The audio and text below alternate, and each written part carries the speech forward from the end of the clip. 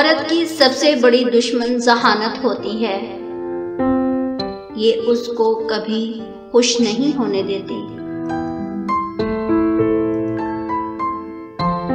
तज्जिया करने की कुव्वत उसको तबाह कर देती है। हमेशा खुश रहने के लिए थोड़ा बहुत बेवकूफ होना बहुत जरूरी है।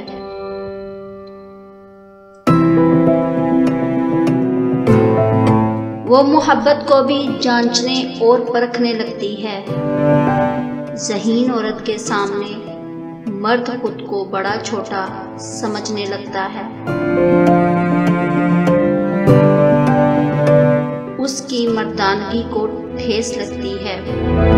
उसका हाकिमाना पिंदार मजरू होता है। जबकि एक आम औरत उसको खास होने का यकीन दिलाती है।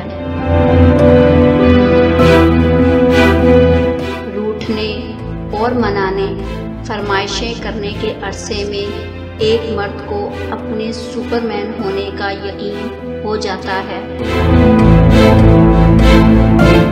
वो हथियार फेंक के औरत को ऑन कर लेता है।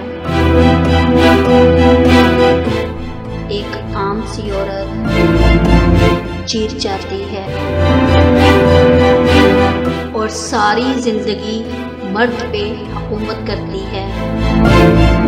उसकी कमजोरी ही उसकी ताकत बन जाती है।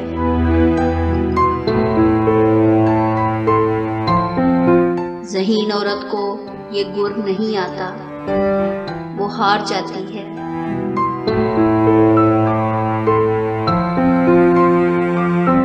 मर्द अगर मोहब्बत में मुखलिस हो तो वो ज़माने भर से लड़ सकता है उस औरत के लिए जिससे वो रूह का बंधन बांध चुका होता है। मर्द वाकई मोहब्बत करे और खुलूस सच्चा हो तो उसकी आह अर्श हिला सकती है, लेकिन सारी बात इस अगर की है।